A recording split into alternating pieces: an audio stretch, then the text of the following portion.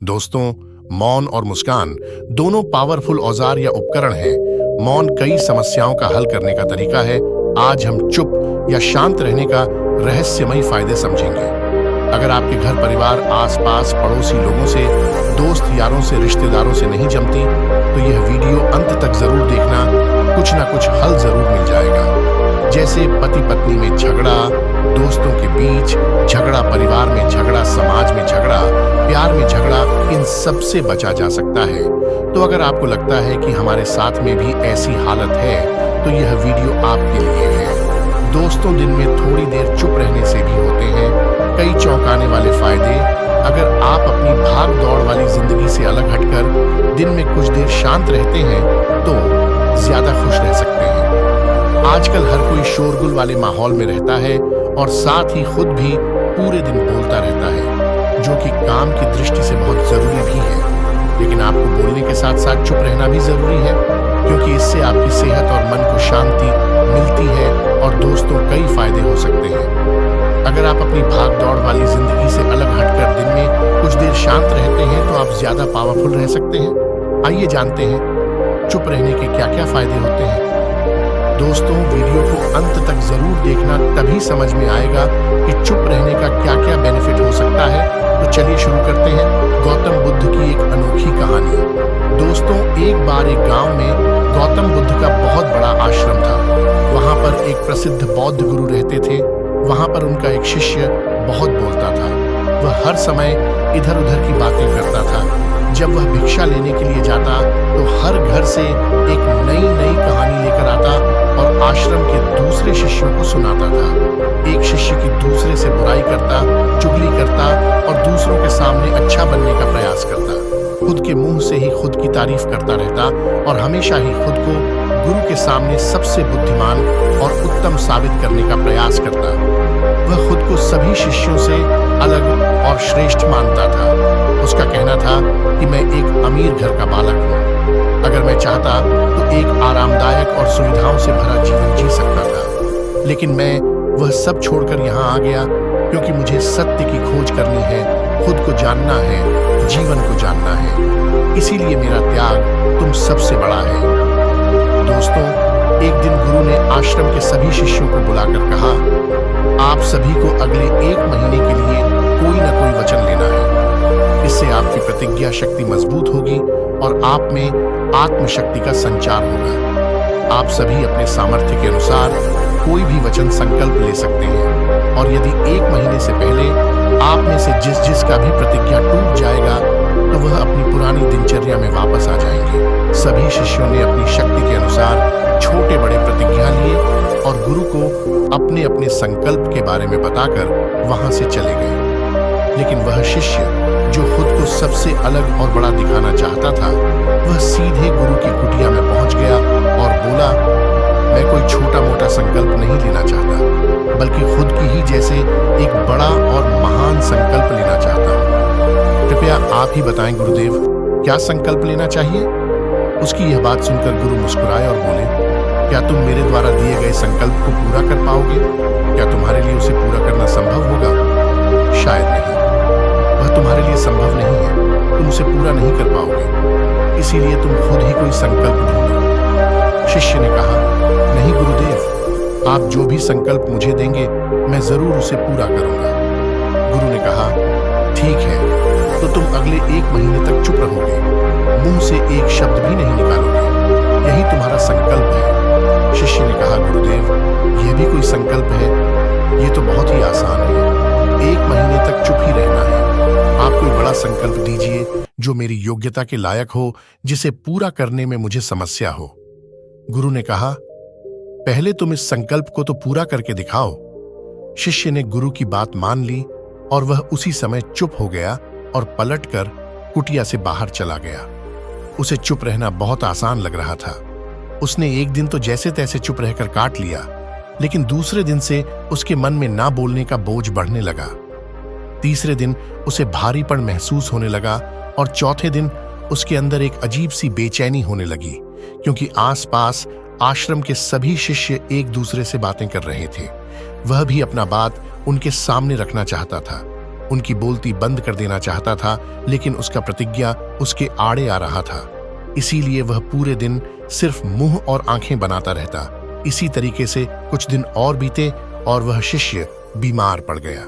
उसका सिर फटा जा रहा था। उसका खाने पीने तक का मन नहीं कर रहा था।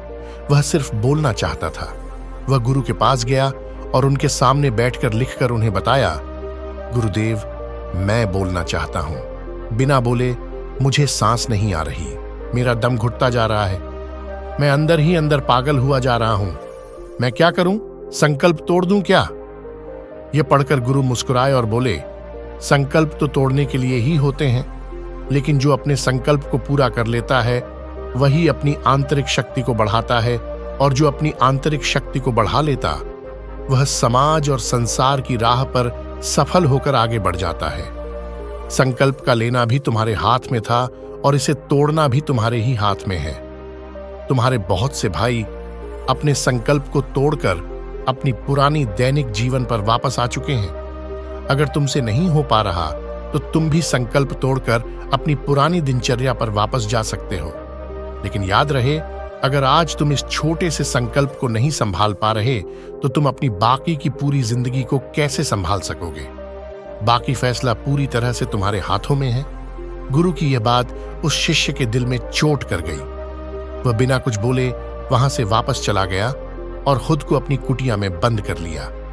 वह केवल अपने जरूरी कामों के लिए ही कुटिया से बाहर निकलता, बाकी सारे समय कुटिया के अंदर ही बैठा रहता। ऐसे तैसे 15 दिन बीतने के बाद वह दोबारा अपने गुरु के पास गया और लिखकर बताया है, गुरुदेव, मैं बाहर से तो चुप हूं, लेकिन मेरे भीतर बहुत सी आवाजें हैं, बहुत सी चीख पुकार और शिकायतें हैं। मैं अंदर ही अंदर बात करता रहता हूं। मेरा मन तरह तरह के प्रश्न पूछता रहता है। मैं बाहर से जितना मौन हूं, भीतर से उतने ही शोर शराबे से भरा हुआ हूं। क्या इस तरह से मेरा संकल्प अभी भी जारी है? गुरु ने कहा, हाँ, तुम्हारा संकल्प अभी भी जारी है, लेकिन जब तक लोगों की ये आवाजें तुम्हारे कानों में पड़ती रहेंगी, तुम्हारा मन बोलता रहेगा, क्योंकि इसे तो आदत है बोलने की। तुम भले ही बाहर से चुप रहो, लेकिन तुम अंदर ही अंदर बोलते रहोगे। तुम्हें इन बातों से, इन आवाजों से दूर जाना पड़ेगा। शिष्य गुरु को प्रणाम कर वहां से चला जाता है और सुबह होते ही अपनी कुटिया छोड़कर जंगल की तरफ चला जाता है। कई दिन बीत जाते हैं। संकल्प का समय भी पूरा हो जाता है, लेकिन शिष्य लौट कर नहीं आया। आश्रम में सभी को डर था कि कहीं जंगली जानवर ने उसे खा ना लिया हो। इस बीच उसे ढूंढने की बहुत कोशिश की गई, लेकिन वह कहीं नहीं मिला। सभी गुरु भाइयों ने मान लिया था कि जंगली जानवरों ने उसे अपना शिकार बना लिया है, लेकिन गुरु को ऐसा नहीं लगता था। एक दिन आश्रम का एक अन्य शिष्य गुरु के पास आया और बोला, गुरुदेव, हमारे उस अधिक बोलने वाले भाई के साथ क्या हुआ होगा? क्या जानवर ने उसे मार दिया होगा? गुरु ने कहा, हो सकता है कि जानवरों ने उसे अपना शिकार बना लिया हो, लेकिन उसके न लौटने की एक दूसरी वजह भी हो सकती है। शायद उसे वह मिल गया है जिसके लिए वह गया था। फिर शिष्य ने पूछा, गुरुदेव, क्या ज्यादा बोलना इतना हानिकारक होता है? गुरु ने कहा, इंसान के जीवन के बहुत सारे दुखों में से एक दुख यह भी है कि वह कभी चुप नहीं रह सकता। हमेशा कुछ ना कुछ बोलता ही रहता है। सिर्फ हमारे बोलने के कारण हमारे आधे से ज्यादा दुख पैदा होते हैं। परिवार के अधिकतर झगड़ों की वजह हमारा बेमतलब बोलना ही होता है। हम में से कोई भी चुप नहीं रहना चाहता। हम बस सामने वाले को सुना देना चाहते हैं। जो भी हमारे मन में है सब निकालकर उसके मन में बैठा देना चाहते हैं। उसे समझा देना चाहते हैं कि देख, तू गलत है और मैं सही। और इस तरीके से सब एक दूसरे की बातों को ग्रहण कर रहे हैं। इस तरीके से सुनने और सुनाने का यह काम जिंदगी भर चलता रहता है। लेकिन इस नासमझी में हम अपना समय, अपना जीवन, अपनी समझ और सबसे महत्वपूर्ण वह कीमती पल जो जिए जा सकते हैं, जिनको अनुभव किया जा सकता है, जिनमें आनंद को प्राप्त किया जा सकता है, ये सब खो देते हैं। लेकिन इसके बदले हमें मिलता क्या है? कुछ नहीं। सब व्यर्थ और बर्बाद हो जाता है। इस पागलपन में हमने क्या खो दिया, इसका एहसास केवल कुछ ही लोगों को हो पाता है। बाकी लोग जैसे उन्हें अपने आने का पता नहीं, वैसे ही उन्हें अपने जाने का भी पता नहीं चल पाता। शिष्य ने कहा, तो फिर इसका समाधान क्या है? गुरु ने कहा, पूरी जागरूकता के साथ अपने विचारों को देखना, यही एकमात्र तरीका है। सारी मानसिक समस्याओं का वर्तमान में रहकर चिंतन करना, पूरी जागरूकता के साथ अपना काम करना जिंदगी में चमत्कारिक बदलाव ला देता है। उसके बाद वह शिष्य गुरु से अपने प्रश्नों का उत्तर पाकर उनको प्रणाम करके वहां से चला गया। उस शिष्य को आश्रम छोड़कर गए हुए 3 महीने का समय बीत चुका था, लेकिन उसकी कोई खबर न थी। अब तक तो सभी गुरु भाइयों ने भी उसके वापस लौटने की उम्मीद छोड़ दी थी, लेकिन एक दिन वह आश्रम लौट आता है। उसे देखकर सभी के आश्चर्य और खुशी का ठिकाना न रहा, लेकिन अब वह नहीं था जो यहां से गया था। वह कुछ और ही बनकर वापस आया था। उसके अंदर एक गजब का बदलाव महसूस किया जा सकता था। उसके चेहरे पर एक गजब का ठहराव और आंखों में बड़ी शांति थी। आश्रम में आते ही सभी गुरु भाइयों ने उसे चारों तरफ से घेर लिया और बातें करने लग गए। वह भी अपने गुरु भाइयों से बातें करने लगा। उससे बात करने वाले सभी ने यह अनुभव किया कि अब वह पहले जैसा उतावला और बातूनी नहीं रह गया था। उसके मुंह से एक एक शब्द बहुत ही सुलझे हुए और मधुरता के साथ निकल रहे थे। थोड़ी देर तक गुरु भाइयों से बात करने के बाद वह सीधा गुरु की तरफ चला गया। उसने गुरु के चरण छुए और कहा, गुरुदेव, क्या मैं अब भी मौन हूं? क्या अब भी मेरा संकल्प जारी है? गुरु ने कुछ देर तक शिष्य की आंखों में बड़े ध्यान से देखा और कहा, हां, तुम अब भी मौन हो। तुम्हारे मुंह से एक भी शब्द निकल नहीं रहा और तुम्हारा संकल्प अभी भी जारी है। शिष्य ने कहा, गुरुदेव, जब मैं आश्रम से गया तो मैं मुंह से तो चुप था, लेकिन मेरे अंदर बहुत सी आवाजें थीं। मन में बहुत से प्रश्न थे और वह बंद नहीं हो रहे थे, तो मैं जंगल में चला गया, इस उम्मीद से कि वहां मुझे शांति मिलेगी और मेरे मन की बकबक कम हो जाएगी। लेकिन मैं जितना एकांत में जाता गया, मेरे अंदर की आवाज उतनी ही तेज होती गई। मेरे भीतर की पुरानी से पुरानी आवाज मुझे सुनाई देने लगी। तब जाकर मैंने महसूस किया कि मैं कितना गलत कर रहा था। जब मैं अपने परिवार वालों, दोस्तों को और गुरु भाइयों को बुरा भला कहता था, तो उस समय मुझे लगता था कि मैं सही कह रहा हूं। जब मैं गुरु भाइयों की एक दूसरे से चुगली करता था और उनका मजाक बनाता, तब भी मुझे यही लगता था कि मैं उनसे बेहतर हूं और मैं सही कर रहा हूं। लेकिन उस दिन मैंने पहली बार महसूस किया कि मैं कितना गलत बोलता था। काफी दिनों तक ये आवाजें, ये शिकायतें मेरे अंदर चलती रही, लेकिन धीरे धीरे करके एक दिन ये सारी आवाजें मेरे अंदर से समाप्त हो गई। अब मैं भीतर से भी मौन हो गया। उस घने जंगल में बाहर से कोई बोलने वाला था नहीं और भीतर कोई आवाज बची ही नहीं थी, और मैं उस दिन पहली बार मौन का सही अर्थ समझा। मेरे चारों तरफ बहुत शांति थी। हालांकि अभी भी कुछ आवाजें आ रही थीं जो पहले भी आती थीं, लेकिन मैं उन्हें सुन नहीं पाता था। पर अब वह सभी आवाजें मुझे स्पष्ट रूप से सुनाई दे रही थीं। हवा के चलने की आवाज, चिड़ियों के चहकने की आवाज और पानी के बहने की आवाज, ये सभी आवाजें मैंने पहली बार पूरे होशपूर्वक सुनी।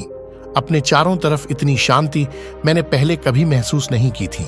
तो इस शांति को भंग करने के लिए मैंने पहली बार अपने मुंह से कोई शब्द निकाला। मैं चिल्लाया, हे ईश्वर, ये कैसी शांति है? सभी कुछ इतना शांत क्यों है? ऐसा क्या हो गया? लेकिन मेरे चिल्लाने के बाद भी शांति भंग नहीं हुई। सब कुछ पहले जितना ही शांत था, बाहर भी और भीतर भी। हे गुरुदेव, मैंने अपने गुरु भाइयों से बात की। मैंने आपसे बात की। मैं बोल रहा हूं, मैं चल रहा हूं, मैं सब कुछ देख रहा हूं, लेकिन मैं अपने भीतर एकदम एकांत में हूं, मौन में हूं, भीड़ रात में होता हूं, तब भी भीतर से अकेला एकांत में होता हूं। जब मैं खुद में भी शोर करना चाहता हूं, तब भी एकांत में ही होता हूं। अब सब दिखाई पड़ने लगा है, सब सुनाई पड़ने लगा है। गुरु ने कहा, जब तक हम बाहर की तरफ बोलते रहेंगे, भीतर अशांति ही रहेगी। लेकिन जिस दिन हम भीतर की तरफ मुड़ जाएंगे, तब हमारे मुंह से कुछ भी निकलेगा, हम शांत ही रहेंगे। दुनिया में जितनी भी बुराइयां हैं, ज्यादातर हमारे बोलने से ही उत्पन्न होती है, क्योंकि हम चुप रहना नहीं चाहते। हम जितनी जरूरत है उससे कहीं ज्यादा बोलते हैं। हम सामने वाले को सुनना नहीं चाहते, बल्कि उसकी बोलती बंद कर देना चाहते हैं। उसे समझा देना चाहते हैं कि मैं कौन हूं, मैं क्या। गुरु ने कहा, जब तक हम बाहर की तरफ बोलते रहेंगे, भीतर अशांति ही रहेगी। लेकिन जिस दिन हम तब हमारे मुंह से कुछ भी निकलेगा, हम शांत ही रहेंगे। दुनिया में जितनी भी बुराइयां हैं, ज्यादातर हमारे बोलने से ही उत्पन्न होती है, क्योंकि हम चुप रहना नहीं चाहते। हम जितनी जरूरत है उससे कहीं ज्यादा बोलते हैं। हम सामने वाले को सुनना नहीं चाहते, बल्कि उसकी बोलती बंद कर देना चाहते हैं। उसे समझा देना चाहते हैं कि मैं कौन हूं, मैं क्या कर सकता हूं, और यही हमारी जिंदगी का मकसद बनकर रह जाता है। हमारी सारी ऊर्जा व्यर्थ के बोलने में बर्बाद होती रहती है। ऐसे ही समाज में लोगों का जीवन दुखों से भर जाता है, जो हमेशा एक दूसरे को सुनाने में लगे रहते हैं। कभी एक दूसरे को सुनना नहीं चाहते, समझना नहीं चाहते, और चुप रहना तो उन्होंने कभी सीखा ही नहीं, क्योंकि चुप रहना उन्हें छोटा महसूस करवाता है। दोस्तों, इस कहानी की सीख यही है कि व्यर्थ का बोलना ऊर्जा को नष्ट करना है। ज्यादा और व्यर्थ बोलना ही हमें अपने भीतर की ओर लौटने नहीं देता, क्योंकि यह हमें बाहर की ओर झुकाए रखता है, और जिन्हें भीतर की यात्रा करनी है उन्हें अपने मुंह को बंद ही रखना चाहिए। जितना जरूरत हो उतना ही बोले। दोस्तों, चुप रहने के फायदे: पहला, दिमाग बेहतर काम करता है। दूसरा, तनाव वाले हार्मोन्स नियंत्रित होता है। तीसरा, ब्रेन सेल्स बनता है। चौथा, क्रिएटिविटी बढ़ जाती है। पांचवा, परिस्थितियों का सामना बेहतर ढंग से कर सकते हैं, और पॉजिटिव विचारों का संचार होता है। दोस्तों, वीडियो पसंद आए तो लाइक, शेयर और सब्सक्राइब करें। धन्यवाद।